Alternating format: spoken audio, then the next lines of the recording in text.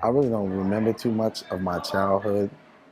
My mother basically raised three sons on her own. My older brother had to take on the responsibility of making sure we got fed when we got home. I always excelled in school. My mother made sure of that.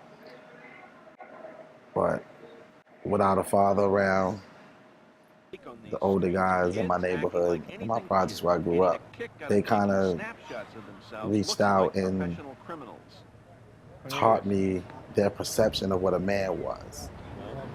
But women and the means of gainful employment, so to speak, was all wrong. I got to the 10th grade. I got incarcerated for the first time, turned 18, then got released. Turned 19, got incarcerated again, but that one was for 21 years. Then I got shipped out to the feds. The feds is different. It's more geographical as far as like what state you're from. When you have a 30-man indictment now, you have an influx of people that I knew. Some I fought with, some I fought against. When they first started coming, they still had the mentality like as if we was in the state or on the street and they was going at each other. I always wanted to fight, got stabbed, I stabbed somebody, so it was constant drama. A guy from Philly made a statement. He said, "There's so many of y'all here. Y'all are actually the deepest on the compound, but nobody's worried about y'all because y'all too busy jumping on each other." So I spoke to the homies and I told them, I said, "Yo, somebody told me something, man, that hurt me deeply." So I explained it to them. And so we all sat down, ironed out our differences, and understood that, listen, we're in here together. There's no me, there's no you, there's a us. Your main objective when you get incarcerated is to better yourself before you're released.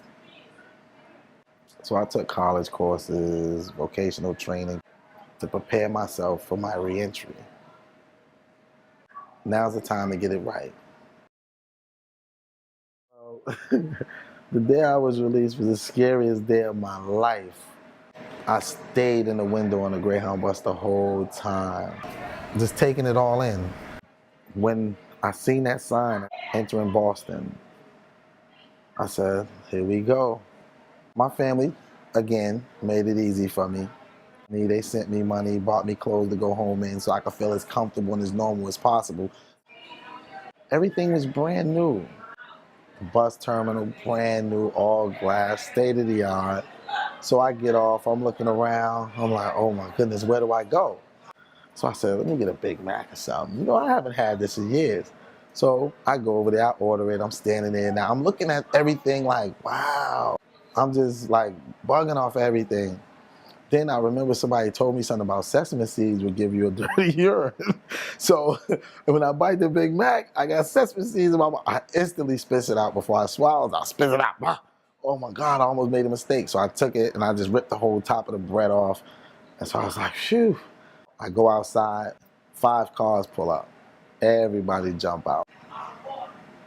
When I seen my support group, I said, all right, I'm good. I'm good. They're gonna walk me through it. The next day when I woke up, I started following all the leads and all the pamphlets and everything they give you in prison, telling you these people are gonna help you. None. I was totally stumped. I was told, like, go down to Haley House. I was like, all right. So I came down here, and when I walked through the door, I noticed someone else that I knew from doing time with. And it was actually the director of the Transitional Employment Program. So he said, there's a screening process, there's an application process, interview process. Don't worry about it, you're gonna get in because I know you. I know your drive. I got hired on, I went through the Transitional Employment Program.